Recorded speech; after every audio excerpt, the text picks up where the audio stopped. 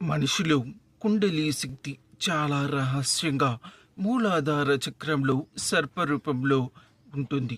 ఇది యోగా, ధ్యాన సాధనలు చేసే సాధకుల్లో ఈ కుండలి శక్తి యొక్క జాగృతి లేదా దాని యొక్క శక్తిని గమనించడం జరుగుతుంది.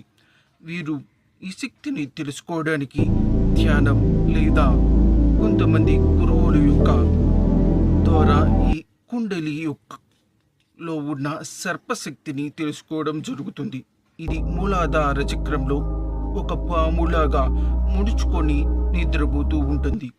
ఈ శక్తిని జాగృతి చేసినప్పుడు లేదా చైతన్య పరిచినప్పుడు మూలాధార చక్రం నుంచి ఆజ్ఞ చక్రాకారం దాకా చేరుకొని ఇక్కడి నుంచి సహస్రాకారం చేరుకుంటుంది. ఇలా చేరుకున్నప్పుడు మనిషికి నేను పరమశివుణ్ణి అన్న అనుభూతి కలుగుతుంది. అది ఆత్మానుభూతి అని మన పురాణాలు, ఇతిహాసాలు అన్నీ కూడా చెప్తున్నాయి. కాబట్టి ధ్యాన సాధన చేసేవారు మూలాధార చక్రం నుంచి అన్ని చక్రాలను చైతన్యపరుస్తూ ఆగ్ని చక్రాకారానికి చేరి అక్కడి నుంచి సహస్రాకారానికి చేరుకోవాలి.